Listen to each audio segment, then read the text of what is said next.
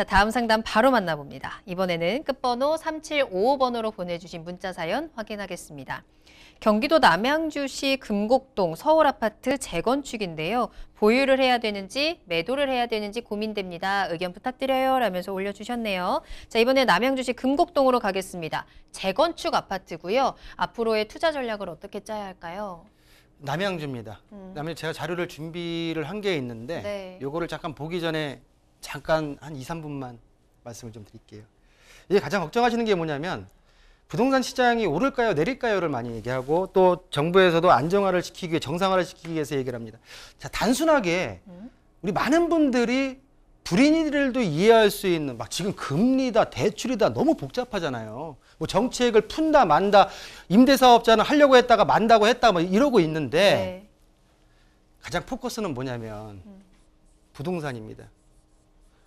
그러니까 유튜브를 보게 되면 금리가 막 이제 올라가기 때문에 집값이 이제 확 떨어질 거다 하시는 분도 계시고요.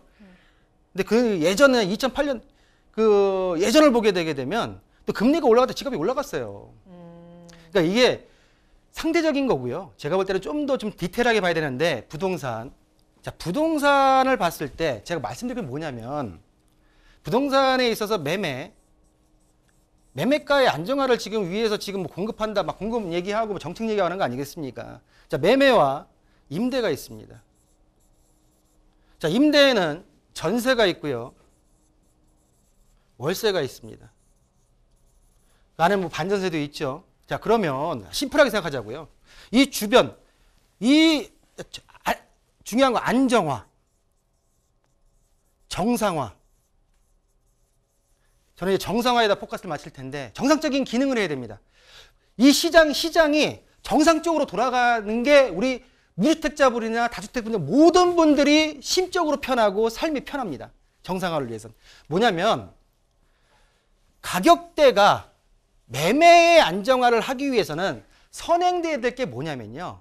선행돼야 될 게 임대시장, 전세시장, 전월세 시장의 안정화가 먼저 됩니다.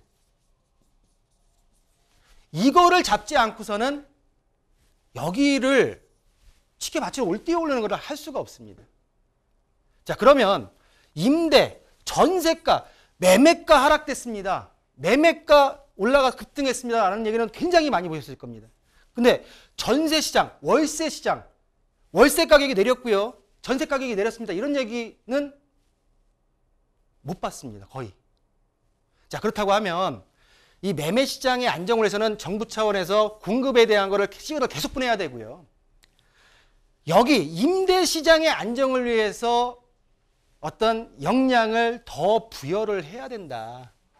어차피 이 안에서 매매, 전세, 월세 안에서 모든 우리 수요자들이 움직이는 거기 때문에 이 시장, 전세와 월세 시장의 안정화를 꼭 추구를 해야 된다. 정상화를 위해서는.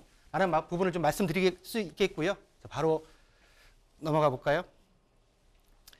자, 7이고요. 태계원이. 자, 우리 시청자분께서 남양주입니다.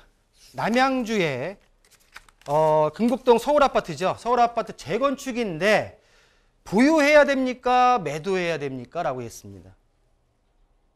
이 얘기를 딱 질문 받고선 제가 분석을 하면서 가져가야지. 당연히 가져가야지. 뭘 고민하시는 거지?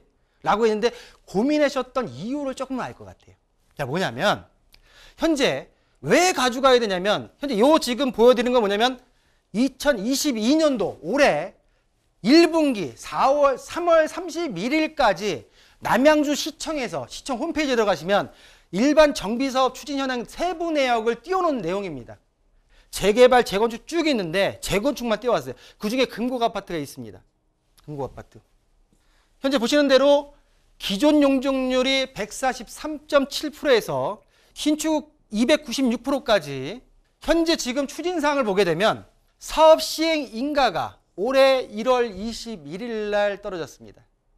현재 뭐라고 있냐면 감정평가 중이에요. 감정평가. 감정평가가 끝나고 나서 조합원 분양가가 정해지고요. 조합원 분양이 끝나게 되면은 그리고 나서 이제 조합원 분양을 감정가 끝나고 있는 관처분이 들어간 후에 2주 철거 그리고 일반 분양 들어갈 텐데 현 시점으로 봤을 때는 안정적으로 가고 있는 아파트고요. 제가 볼 때는 본 아파트 같은 경우는 보유하시는 게 맞다. 여기까지는 맞습니다.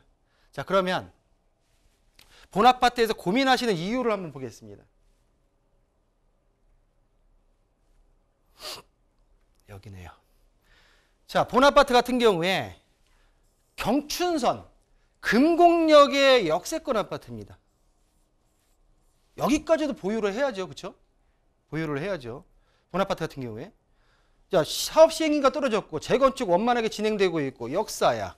근데 뭐가 걱정이시냐? 제가 보는 견지에서는 축소를 해보겠습니다.